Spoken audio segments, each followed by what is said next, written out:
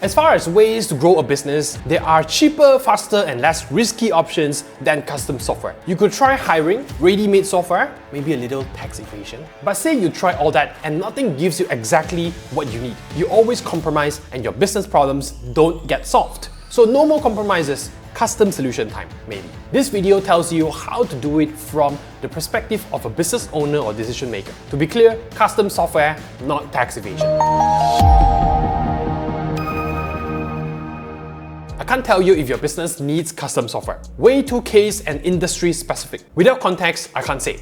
But you know this is an indirect sales pitch, right? So if you want to give me some context, follow the link in the description and I'll be in touch. Instead, what I can share is what the process will look like for a business having a custom software built for its own use, which means what you can expect, what you should do, and what you should avoid. I'm not going to talk about pull requests and database schemas, that's my problem. My team and I have built custom solutions for businesses across industries. It's always the same process and it's always the same mistakes. And not just the clients, my team and I have made our share of ups. And the worst mistakes of all? Not being subscribed to Adrian Ching. Better fix it now. Sorry, I couldn't resist. Let's get to the steps. The 9 steps take place along 3 stages: pre-development, development, and post-developments. Number 1, pre-development. Validate problems, define requirements, research off-the-shelf solution, choose development approach. Number 2, development. Review designs, development, testing. Number 3, post-launch. Deployment, maintenance, and updates. You're playing dominoes where a previous step will affect the next step. If you use agile methodology, you can always backtrack and redo. But every redo means more money. No more money, no more redos. You'll see companies with crappy software they didn't plan out properly. Neither you nor your development team want that to happen. So let's look at what you'll be doing during each step. Starting with number 1, validating business problems. The first domino. This whole thing is being made just to solve your problems, so better know what they are. Are you having trouble with expanding into new markets? Keeping track of your work for multiple clients or types of clients? Managing access to sensitive content? All the above? I'm no business analyst, but I came across this article on LinkedIn about 4 steps to validate business problems, and I think it looks pretty good. Number 1, understand context. Get first-hand experience going through processes and documentations and asking stakeholders for input. Number 2, analyze root cause. It's either people, process, or technology. Number 3, define problem statement. Include the stakeholders and pain points or desired outcome. Number 4, validate problem with audience. Get the stakeholders to say, yes, this is a problem. A validated problem statement might look like this. Our salespeople cannot link clients in our database to more than 1 company, even though over half of our clients own more than 3 companies. Clear stakeholder, clear pain point. Now, get them to confirm it. Now what else? Get it all out. Decide which of these problems actually stand in the way of our growth. Shortlist them and you move to second step. Number 2, defining your solutions. If you sit down with a developer to do this, expect questions to do with stakeholders, actions, and outcomes. You can practice with your team. First, account for all stakeholders who will be part of this software. Clients, administrators, employees, and employees as a whole, or separated by departments. Next, list out the requirements these stakeholders will have. Building on my previous salesperson example, as a sales team member, I need to see all the companies in our database a client owns, add companies and remove companies manually, etc, etc, etc. And you do the same with all the other stakeholders. Your HR team, your marketing team, if they're involved in this solution, what do they need? List them all down first, then prioritize. Your sales team has 10 requirements. You have your business problems from step 1. If a certain requirement isn't met, can the business problem still be solved? If no, this requirement cannot wait. If yes, it waits. You do this with the rest and you probably have a much shorter list of high priority requirements. Now, on to the third stage.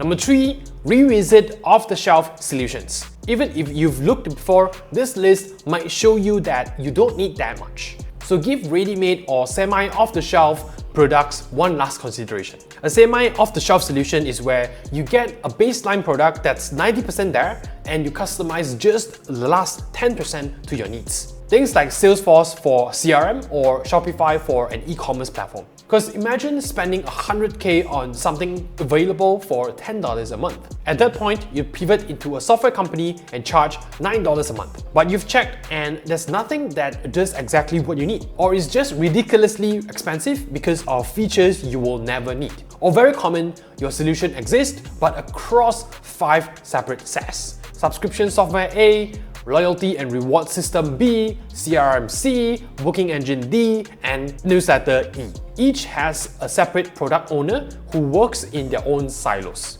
You have solved your technology problem by creating a people and process problem. And every day, a new WhatsApp group gets created for random business processes. Have I struck a nerve? You want to explore custom options and sweet talk your shareholders into proceeding to step number 4, choosing a development team. 2 parts to this.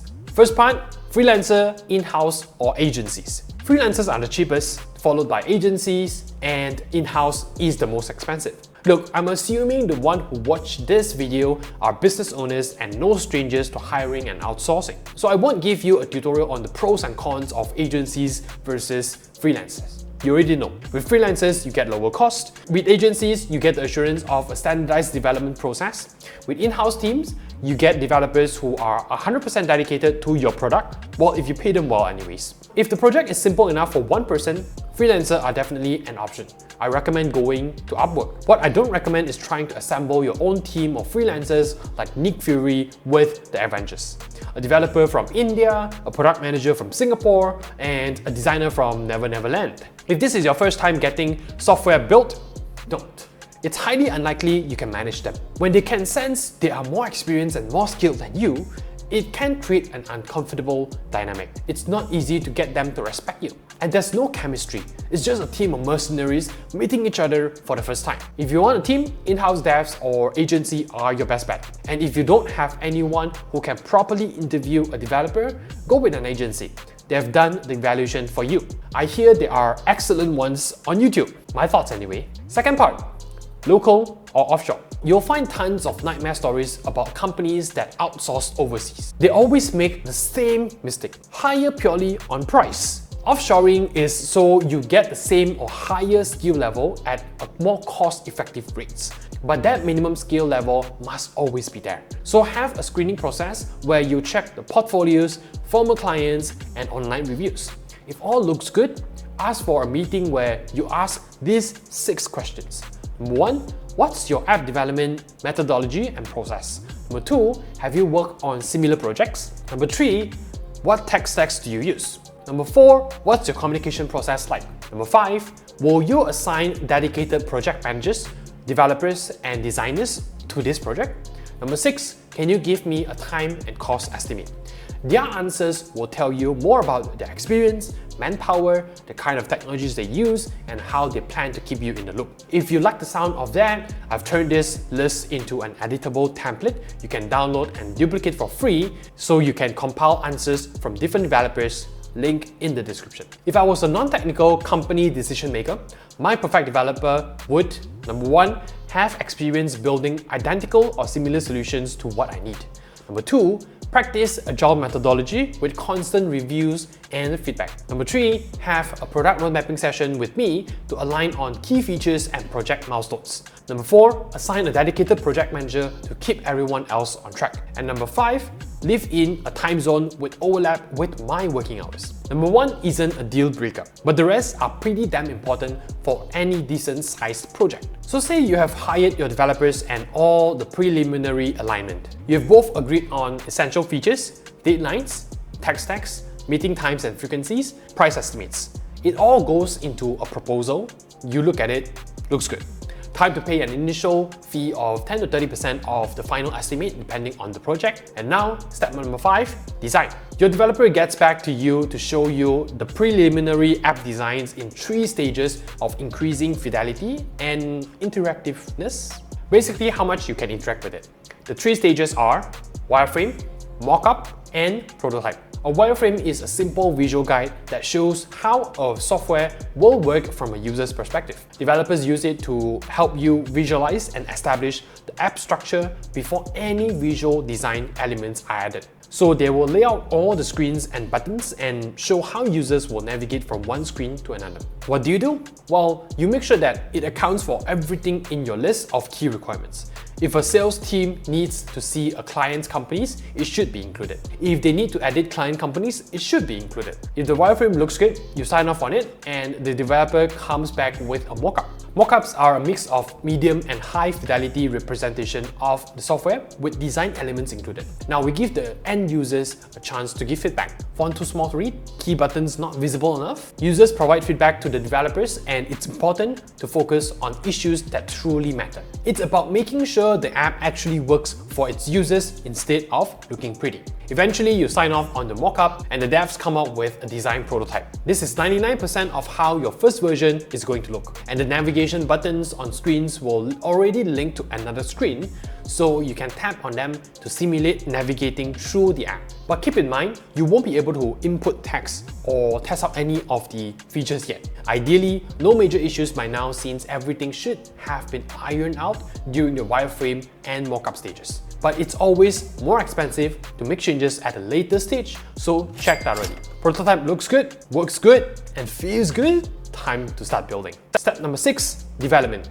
I don't want this to be a video about APIs and pull requests. All you need to know is that your developers will be building out features, meeting you to update you, let you test the new features, making any changes needed, merging the latest features into the main software, and move on to the next feature. The features built will follow the order in the product roadmap. Typical Agile project means meeting every 2 weeks to align, keep everyone updated, bring up issues, any changes in requirements, and set targets for the next 2 weeks. In practice, meeting frequency depends on the project. I'm just saying this as a formality. This should have already been agreed on during step 4, where you were looking for developers. So while your developers are supposed to be doing this, what do you do to make sure they are actually doing it? Well, if you have hired well, nothing. Good developers understand they're working with non-tech people and they manage the technical sides of things themselves. They won't ask you to refactor their codes. Instead, this is the only part of development that you should actively participate in. Number 7, testing. This happens alongside development. You can think of it as a stage 6.5 if you want. Whatever features your developer have just built, test them. You test them, then your stakeholders test them. Make sure the stakeholder can carry out an action smoothly and without bugs getting in the way. And there will be bugs in need of squishing. You should tell your developers to fix it before the next meeting, right? Nope. You tell the project manager and they will work with the developers to slot in the fix. Aren't you glad you picked an agency now? After months of development and testing, your developers should have delivered on all essential features agreed on in your product roadmap. And if your software includes a mobile app, they'll submit it to Google and Apple and maybe Huawei for review. Then, time to release your app into the wild with step number 8, deployment. The first week of app deployment. Your team will be using it to solve your business problem in step 1. There will be small issues you just can't predict. When testing, we tapped a certain button 5 times and it was all good. Then someone taps the button 6 times and his wife leaves him, that kind of stuff. Your developer will prioritize these fixes in order of how much it threatens the user experience. But of course, the idea is to get to them all eventually. This is where having an agency with a team is a lot better than a freelancer. If you have 10 bucks, the agency can sort through them much faster than the freelancer. By the end of week 1 of your software being deployed, it should be working properly. If your wife still isn't back, that might be a separate issue. Now, we just need to work on it forever with step number 9, maintenance and updates. Software maintenance and updates are so important that it was one of the earliest videos I made on this channel. And you can tell it's important because nobody watches it. In summary, monthly app maintenance will be about 5 to 10% of the total development cost and consists of fixed app development costs, third-party software costs, and regular app updates where you are paying for development hours. This is not cheap, but it's also vital. So in my experience, clients go through the 5 stages of grief. They'll look at a maintenance code I sent and go, what the f***?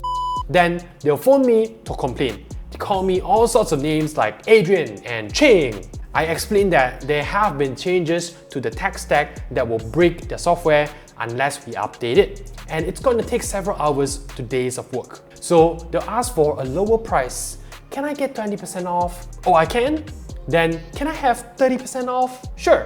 Now they're all set. They wish they hadn't built this money pit. So I remind them this software is why their revenue went from 6 to 7 figures, and they're like, oh yeah, I forgot I'm filthy rich. And they say, make sure next month isn't so expensive. I'm like, okay boss. And next month, we'll go through it all again. Well, your business now has a custom software built to handle its problems. If that first domino you put in place way over in step 1 was correct, and every other domino after was correct, whether it was revenue generation, cost savings, or workflow efficiency, your software will be the end of your problems, as long as you keep paying for app maintenance. You might have been wondering, when the f is this guy going to talk about cost? If I had brought up numbers, you would focus on nothing else. Instead, I really want you to understand the process, especially action items you should take as representative or owner of a business. But yes, cost. Developer cost comes in 2 parts, hourly rate and total hours. There are factors that bring them up and bring them down. Some of these factors you can mess with, some of them you should leave alone. Check out this video where I break it all down. Otherwise, leave a like and subscribe if you found this video useful, and let's see what goes into app development cost.